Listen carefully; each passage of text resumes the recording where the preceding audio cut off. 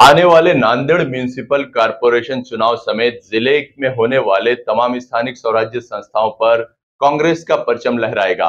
इस तरह का विश्वास खासदार रविंद्र चौहान ने जाहिर किया। नांदेड़ में आयोजित पदाधिकारियों के सत्कार सोहरा कार्यक्रम को संबोधित करते हुए उन्होंने ये बात कही। रविंद्र चौहान ने नवनियुक्त पदाधिकारियों को अपने क्षेत्र में सामाजिक कार्यों को अंजाम देने की नसीहत भी दी। महाराष्ट्र प्रदेश कांग्रेस कमेटी की ओर से नियुक्त किए गए पदाधिकारियों के सत्कार सोहरा कार्यक्रम का आयोजन किया गया।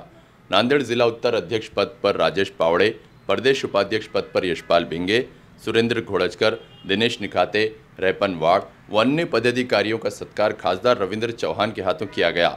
कार्यक्रम को संबोधित करते हुए रविंद्र चौहान ने कहा कि जिले में पार्टी की पोजीशन मजबूत है और आने वाले नांदेड़ महानगर पालिका और दीगर चुनाव में कांग्रेस पार्टी को बहुमत मिलेगा।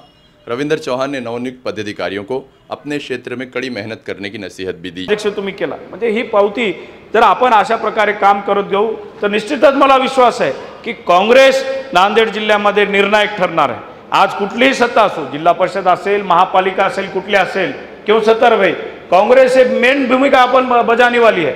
आणि मला मसूद भाई आणि मला एवढंच सांगायचं आहे की महापालिका अपने को किसी हाल में लाना है बिल्कुल, और महापालिके के ऊपर कांग्रेस का ही झेंडा लहराना चाहिए। पण मला एवढंच म्हणायचं की काम करत असताना आपण महापालिका मला लढवायची म्हणून आपण इथं काँग्रेस पक्षाच्या कार्यालयामध्ये किंवा तिथं बसल्यापेक्षा तुम्ही त्या वार्डामध्ये जा, कार्यकर्त्याला बळ देण्याचा प्रयत्न करा।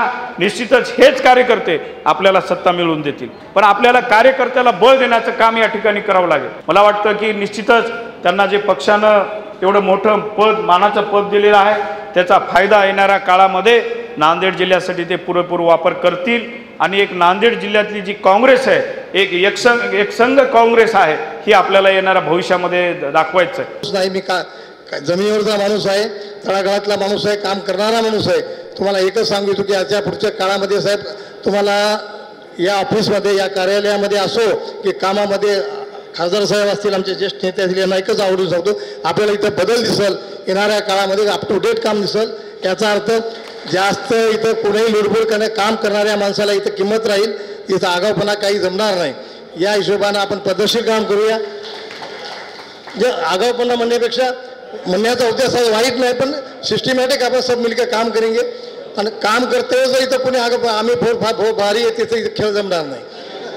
बाबा आपलं काम मोकळं, आपण पद्धतशीर ग्रामीण भागातले असतील, आमचे मुस्लिम बांधव घेणार आहे आणि येणाऱ्या काळामध्ये आम्ही ते असं खासदार साहेबांना माझी विनंती राहील की साहेब आम्ही तुम्हाला जे कार्यकर्ते तुम्हाला आम्ही असं मिसगाईड कधी करणार नाही की बा हे असं येईल ते तसं, तसा विषयच होणार नाही। काम करणाऱ्या माणसाला इथं संधी मिळणार आहे। तुम्हाला सांगतो आम्हाला जी संधी मिळालेली आहे, आज 60 वर्ष झालेत आम्ही घासवलो। तुम्हाला खोटं वाटत असेल, हनुमंतरावकडे वेळ लपवतात, मी 60 वर्ष म्हणण्याचा उद्देश काय की आम्ही खूप काम केले।